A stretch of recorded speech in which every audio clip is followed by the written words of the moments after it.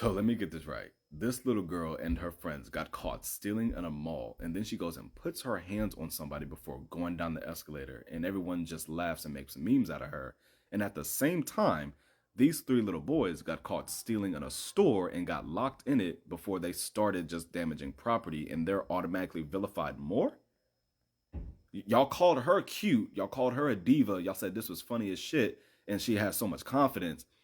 Can you imagine what the comments look like under this video though? I could tell you, but I'd probably get banned. Y'all tell me what the fuck that looks like. Respectfully, y'all tell me what that looks like. And honestly, I'm even more low-key disappointed seeing black people perpetuate this shit too. Because y'all absolutely are. Absolutely are. I'm seeing black women call her a diva. And I'm seeing black folks react to this like, oh, this is fatherless behavior. Oh, I blame single mothers. What the fuck? What the fuck are we doing right now? Like, dead ass. Greetings everyone, welcome back to my channel once again. And if it's the first time that you're coming across my content, I will kindly request that you hit the like, subscribe and the share button. And to my returning subscribers, I would also like to thank you and still encourage you to interact with this video through liking, commenting and sharing. Well, in today's episode I'll be reviewing white privilege, and the main question here is, does white privilege really exist in the United States? Well, I hope that some of these clips will be able to answer this question, and kindly watch it to the end as I come up with my commentaries at the end of the compiled clips. The biggest privilege white people have is not institutional access. Arguably, the biggest privilege that white people have is not having to be hyper aware of their identity at all times. But keep in mind, I said hyper aware. That doesn't mean that the white man doesn't know he's a white man and the white woman doesn't know she's a white woman. What it means is that they don't choose to or have to compartmentalize their identities constantly for survival or social proof. In the African community, in the black community, we are too aware of our identities as a result of our circumstances under colonialism, imperialism, and racism in this world. We spend most of our lives playing these word games about who's really black, who's light-skinned, who's dark-skinned, who's brown-skinned, who's really African, who's African-American, who's ADOS, who's South African, who's really African, who's East African. We waste our time and our talent playing these identity politics, when the real politics we need to be playing is the politics of material acquisition in international relations. In no way should we deny our experiences under colorism, under texturism, under tribalism.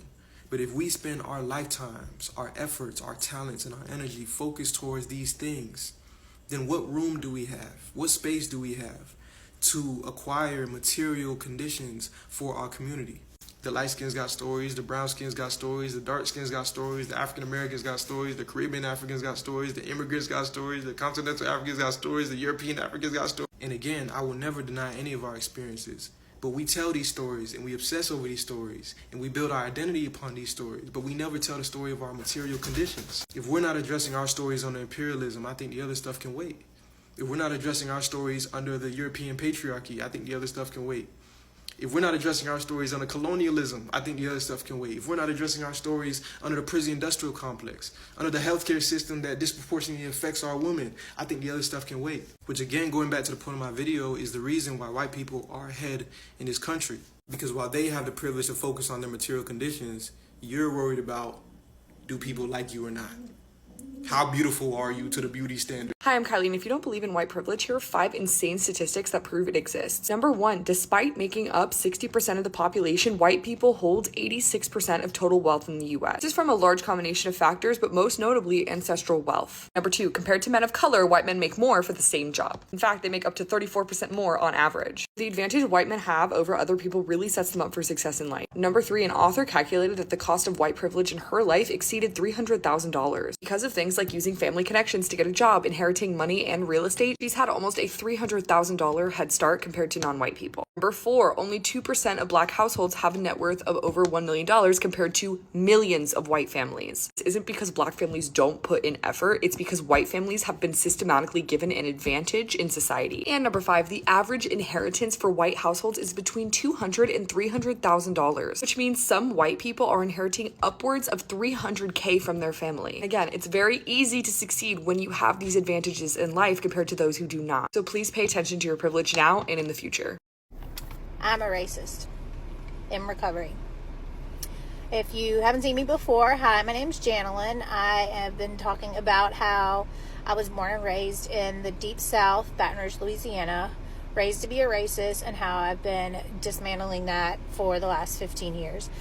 If you like this content, give me a follow. If you have any comments or questions, please put it in the comments. I will respond to it. If you have any particular topics that you want me to talk about, leave those in the comments. Let's talk about white privilege.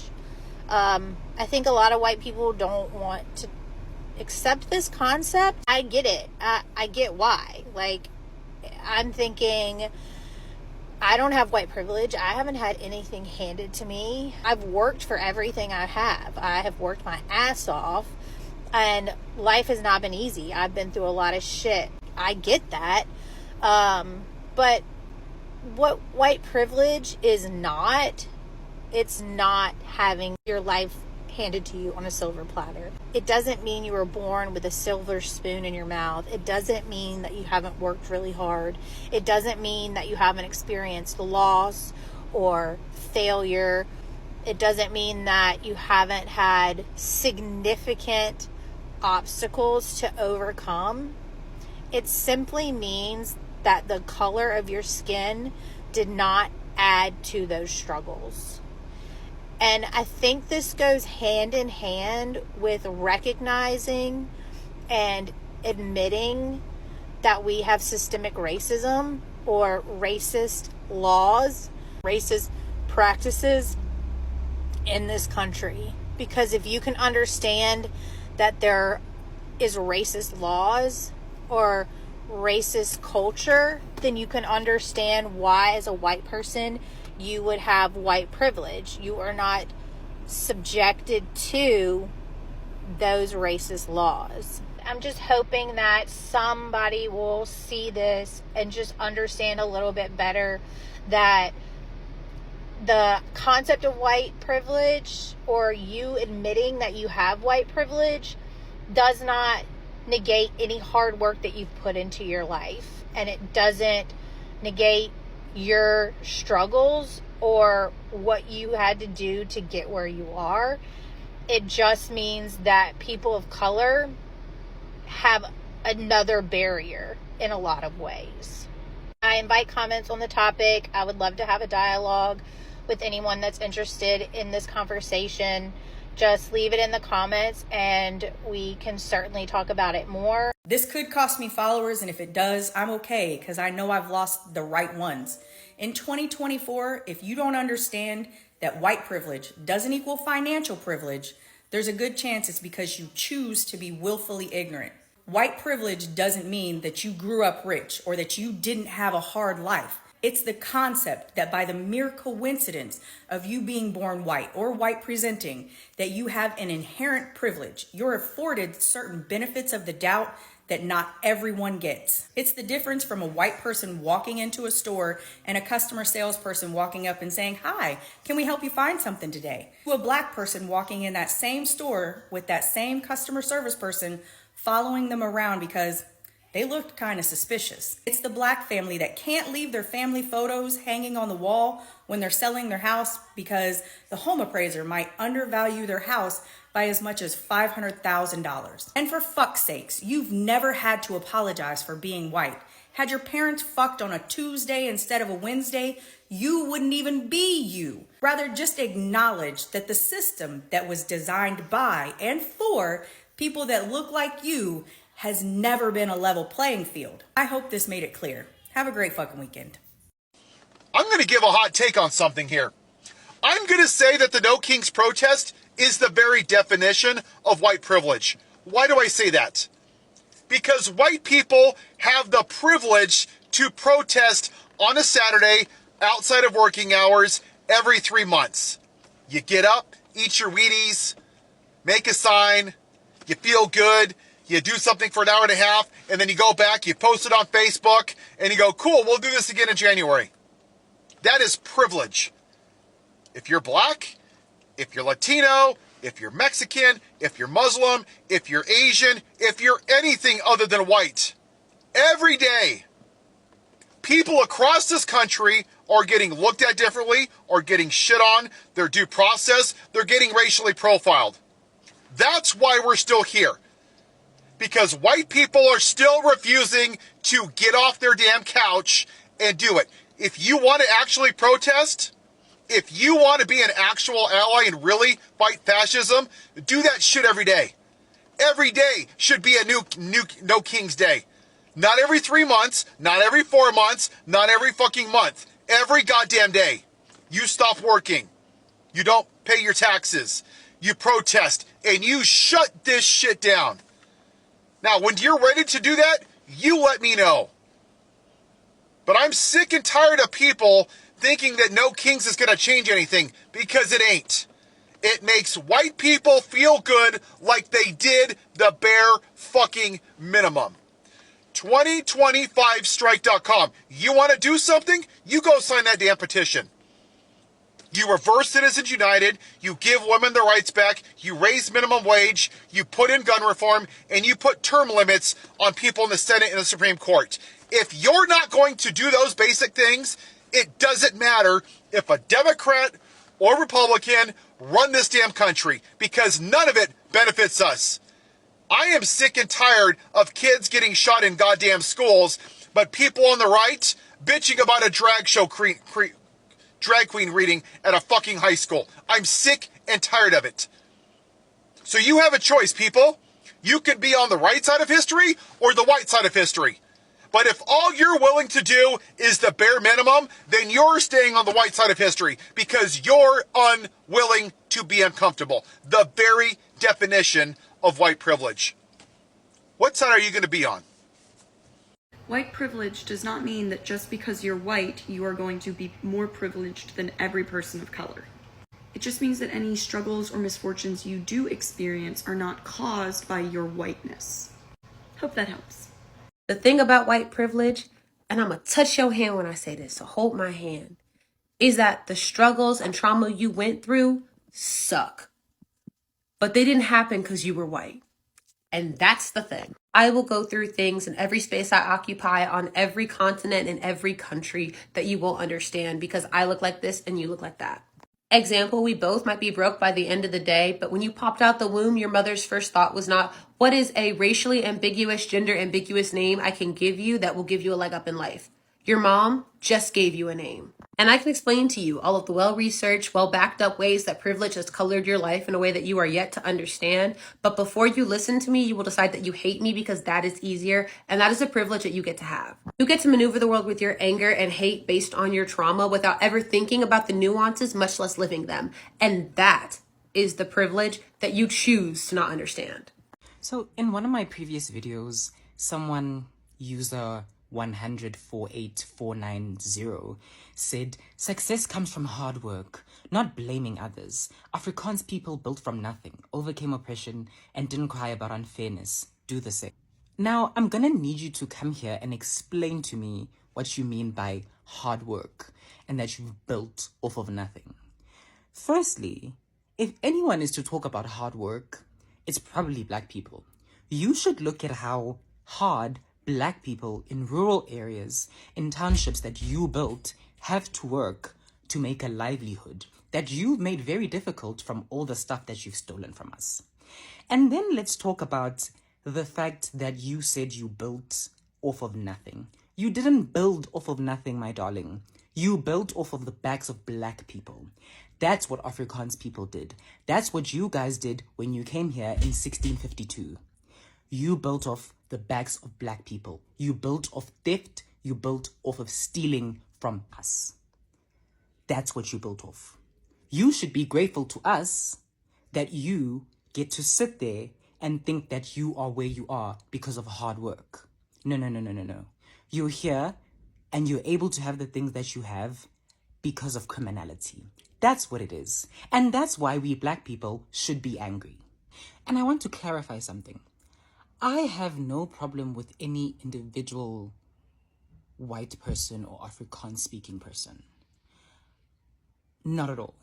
I know incredible people. I have friends who are Afrikaans. I have friends who are white. I do not have a problem with that. What I have a problem with is the collective avoidance and ignorance of what the privilege of white people has done to black people and what it has done to South Africa. And obviously race is a very contentious topic around the world. But I think at the core of it, the problem is the refusal to accept the damage that has been done and the gaslighting and telling us to just move on. I'm not there yet.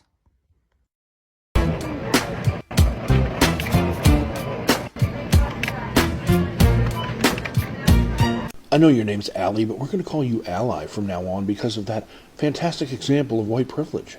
It reminds me how a couple weeks ago I was at a Walmart self-checkout. There was a gentleman who was a darker skin tone than I next to me, and the woman running that area started watching him like a hawk.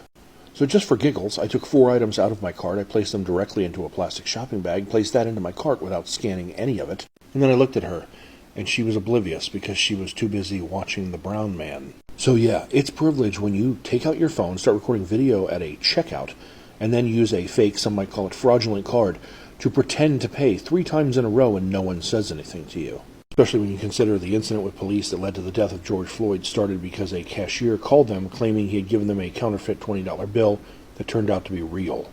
White people, the white people that don't believe in white privilege. Let me tell you something. White privilege is a real fucking thing. And I know you can't comprehend it or understand it and all that bullshit. My hair crazy. Anyway, let me explain it to you this way, white people, and maybe you'll understand it coming from a white person. Maybe you will understand the white privilege that I'm telling you. I've never in my life been thankful that my boys are white. Ever. Never been thankful that they were white.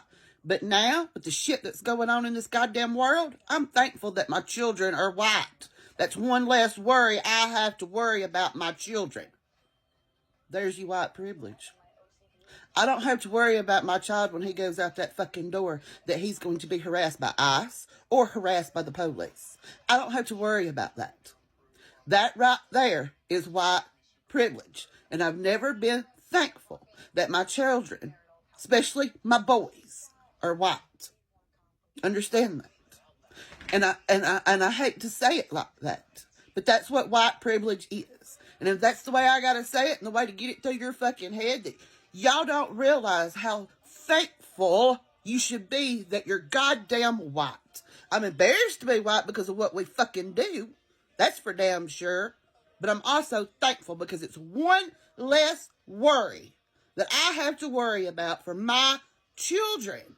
Does that not register with you that these people that are brown, that are black, that are from different countries, they have that extra worry because of that? That's what white privilege is. It's being white, not having to worry about that stuff that comes with being from another country or brown or black. That's what white privilege is.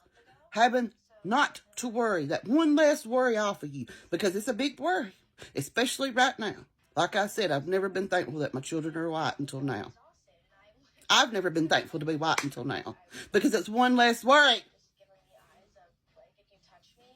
White privilege doesn't mean you don't work hard or that you're not working multiple jobs or that you haven't had an easy life or that you've only had an easy life or, however you want to frame it. So as long as you are part of the system, you are and participating in the system and not trying to dismantle the system, then you are participating in racism, in a racist society because... Things. Number one, Chelsea is a perfect example of a white person who has done the work and who has grown a lot. Like if you saw her comedy 10 years ago, it is not this, okay? Which brings me to point number 2. We need more white people with this level of awareness, that just get it and that won't take a conversation about racism personally. Do you know what I mean? It's about the system. That's really what it's about. Anyway, excellence is exhausting, so support Black mediocrity by following me. My definition of white privilege would be unearned benefits that you'd get from your status as a white person. That would be across a variety of different sort of domains: economic, educational, housing. That's a term that was founded in order to describe a specific phenomenon, and that society as a whole has a tendency to accrue certain benefits to white folks solely due to the fact that they're white. And it's easy to say, well, where does this come from? I think it comes from a white supremacist culture and how that culture sort of pervades every aspect of life and political systems and economic functioning and things along those lines.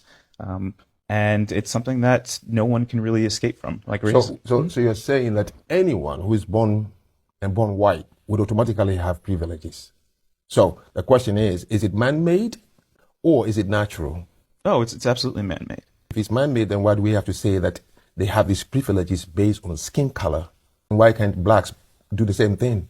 Why can't Asians do the same thing and have the same privileges? If it's man-made, then what prevents us from not having the privilege to do it? What institutions in America today prevent a black man from going to school, joining the army, joining the police, being a volunteer, firefighter, doing anything? Okay, how many blacks should be at the top 1% for you to say that, yes, we have the privileges? How about Oprah Winfrey? Is she privileged or not? I can only question the conclusions we have arrived at. That's what we do on Rethink, Project Rethink. If you move white people out of America and you bring Japanese to take their place, are you saying that it will become yellow privilege? Or then black and Japanese will be unequal? Tell me what black people don't have in America because they live with white people that they have in Africa, the motherland from where they come from. Tell me how the conditions there are better because they have privileges and it's different from here. Then I can say it's true that white people have privilege over black people. If you say by being born white, you have privilege, what are we saying to black kids? Does white privilege exist? Absolutely. It does. Absolutely. And where's the proof of that? All around. What is it though? I don't see it anywhere. What is it? What is it? How don't you For not people see like white me privilege? who don't see it. How do you not? How do you not see white privilege? Because it doesn't exist. That's Yes, what it does. So what is it exactly? Things, I believe white privilege is just the ability just to be free and white and not have the same type of social, economic, and social ills as black people have to deal with. I mean, there's no white racial profiling. White people don't get pulled over by the cops just because they're white.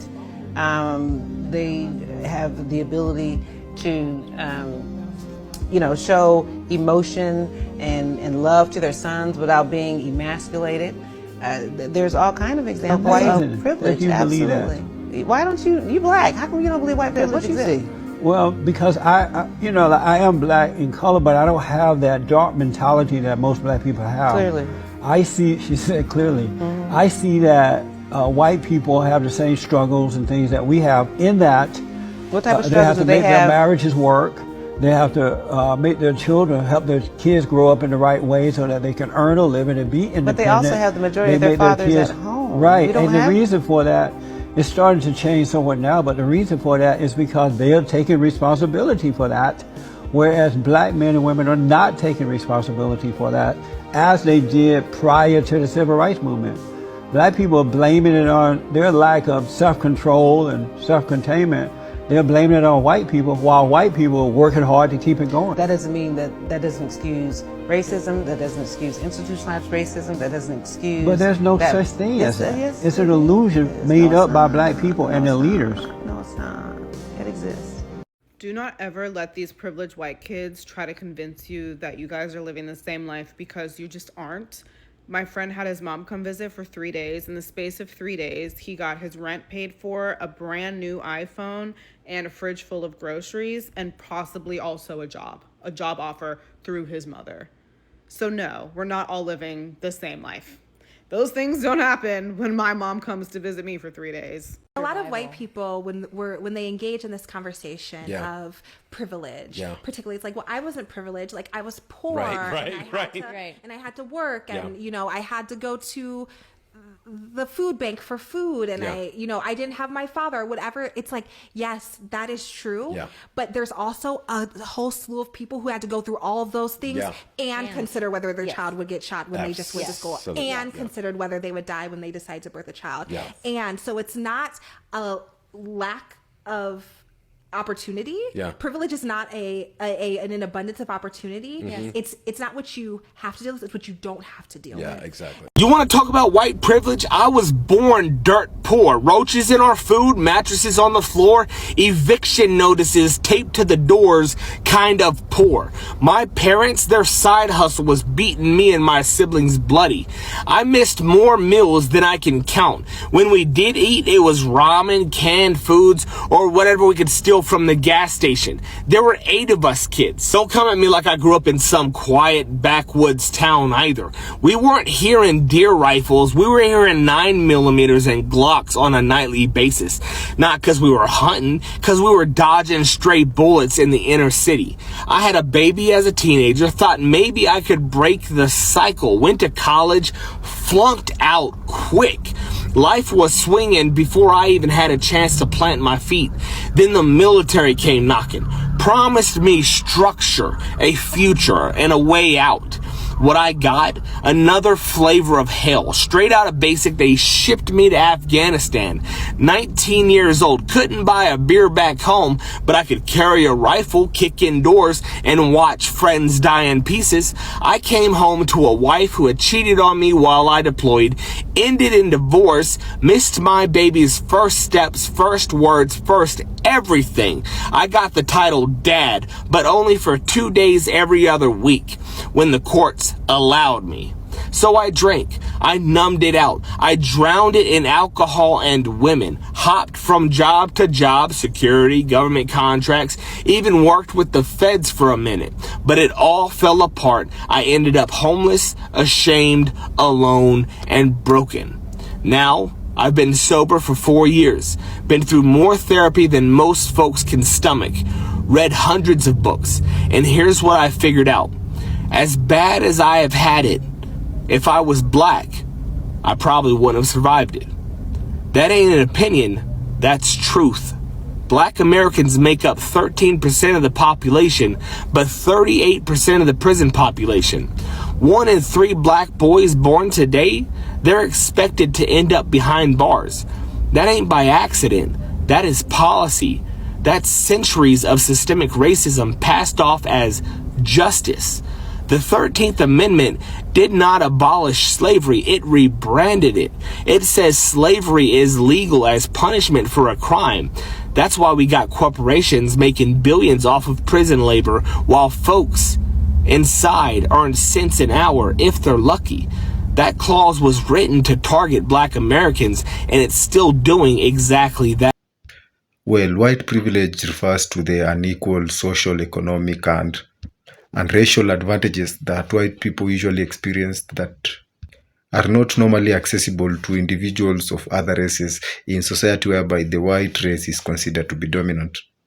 Having this in mind, we all know that the USA is a mainly white dominant place, and white privilege is a factor that has affected the life of different United States residents depending on the race that they belong to. And for the black or the other people of color, we are getting to see that they are usually at a disadvantaged point compared to individuals of the white race when it comes to different social, economic, and general societal advantages. And if you've watched these clips there, and you've seen that various individuals have come out with multiple proofs to confirm that white privilege really exists in the United States. And again, it's common to see the white individuals coming out to defend themselves, and you've seen most of them claiming that white privilege is an illusion that doesn't exist, and it's a creation of individuals of the black community who feel that they are socially disadvantaged compared to the white individual, mainly solely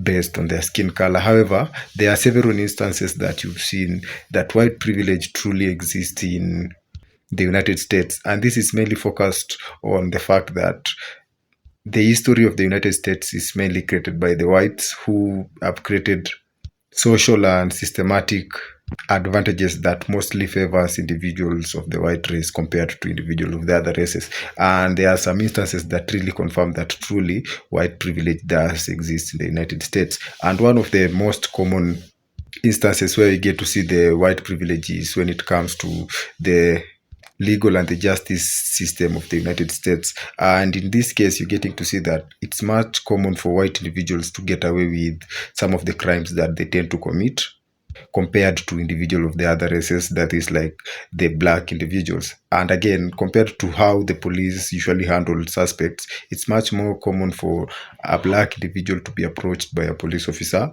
questioned, and even arrested before making any confirmation or making any concrete allegation that this individual is most probably a threat solely based on their skin color, while it's quite uncommon for the white individuals to experience similar treatment from the police force, which is predominantly white. So here you get to see that the white individuals actually get away with most crimes solely based on their skin color, hence proving the fact that white privilege truly exists. Another incident where again we get to see that white privilege truly exists in the United States is when it comes to the employment opportunities.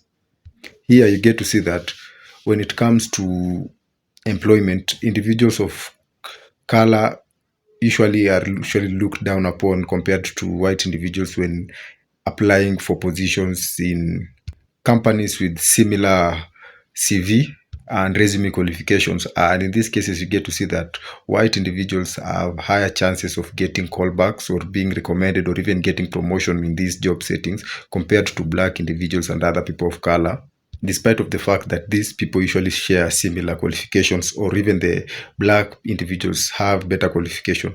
But despite of this, you get to see that their skin color is usually looked down upon, and hence the white individuals get to have these job promotions and employments or even callbacks and after interviews more regularly compared to individuals of color, hence showing that truly the whites really have the white advantage when it comes to employment opportunities.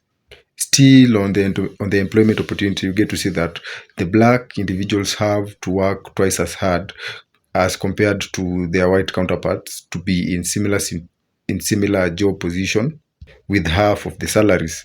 Then you get to see that the white individuals, despite of being less qualified or showing less quality for a certain job position, it's much common for them to get a salary pay rise compared to individual of colors, showing the great inequality that exists between these two races. And this is mainly based on the fact that the whites who formed the basis of the United States usually made systematic advantages that would favor people of their race.